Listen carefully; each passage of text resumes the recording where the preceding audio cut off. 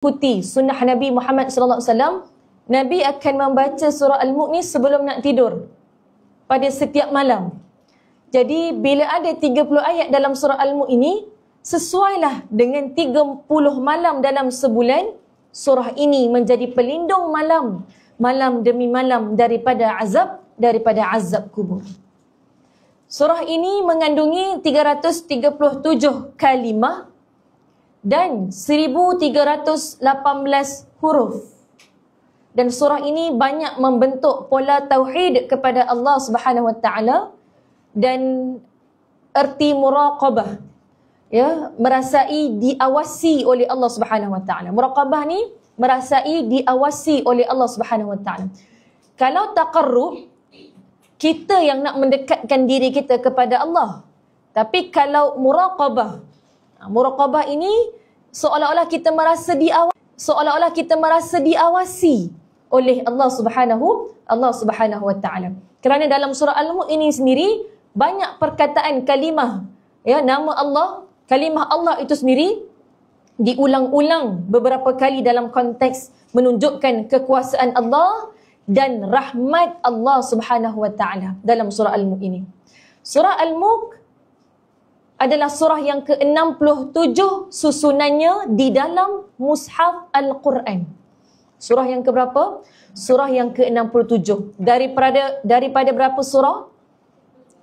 114 surah yang terkandung di dalam Al-Quran. Surah Al-Mulk merupakan surah yang ke-67 susunannya di dalam Mushaf Al-Quran. Pertama, memberi syafaat. Sekali lagi, memberi syafaat. Surah Al-Mulk ini memberi syafaat kepada pembacanya sehinggalah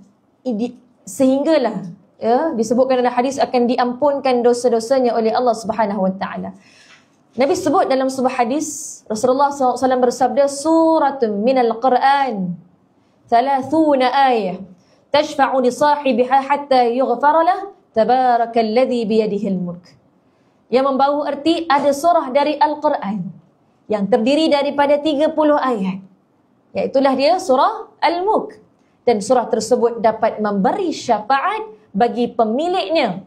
Siapa pemiliknya? Orang-orang yang membacanya sehinggalah akan diampuni dosa-dosa mereka. Dan itulah dia surah Tabarakalladzi biyadihil mulk. Jadi ingat, pertama sekali kelebihannya apa tadi? Yang kedua, sama-sama ikut saya sebut, kelebihan surah Al-Mulk ikut saya sebut sebagai pembela. Surah Al-Mulk sebagai pembela kepada orang yang membacanya akan menjadi pembela di hari akhirat sehinggalah pembacanya boleh masuk syurga Allah Subhanahu Wa Taala. Ini disebutkan dalam sebuah hadis, suratun minal Quran, ada surah daripada Al-Quran, ma hiya illa 30 ayat, ia tidak terdiri kecuali hanya 30 ayat, khasamat an sahibiha hatta adkhalatul jannah. Surah tersebut dapat membela pemiliknya.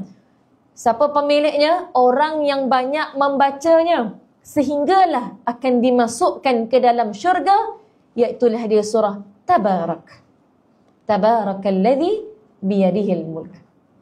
Dan yang ketiga, kelebihan membaca surah Al-Mulk ini, sama-sama ikut saya sebutkan, amalan Nabi. Sunnah Nabi. Barakallahu fi. Siapa yang baca, itu tanda kamu sedang mengikuti sunnah Nabi Muhammad sallallahu alaihi wasallam. Disebut dalam sebuah hadis daripada Jabir, ya, anna Nabi sallallahu alaihi wasallam kana la yanamu hatta yaqra lam tanzilu wa tabarakalladzi biyadihil mulk. Sesungguhnya Nabi sallallahu alaihi wasallam tidak tidur hinggalah beliau membaca tanzilul alif lam mim, iaitulah dia surah As-Sajdah dan juga tabarakalladzi biyadihil mulk dan surah Al-Mulk. Hadis ni sebut Nabi sebelum tidur, Nabi takkan tidur melainkan Nabi dah baca surah As-Sajdah dan surah Al-Mulk. Jadi kalau kita baca sebelum tidur, maknanya kita mengikuti sunnah Nabi Muhammad sallallahu alaihi wasallam. Kena sentiasa ingat, pasakkan dalam akal fikiran dan hati kita. Bila kita mengamalkan sunnah Nabi ni, dalam sunnah ada kejayaan, dalam sunnah ada kebahagiaan, dalam sunnah ada ketenangan, biiznillah. Percayalah. Ikut je sunnah Nabi. InsyaAllah kita akan selamat. Dan yang keempat, kelebihan surah Al-Mulk, sama-sama ikut saya sebut, penghalang azab kubur. Penghalang azab kubur. Jadi subhanallah, dalam sebuah hadis ada sebutkan, man qara'a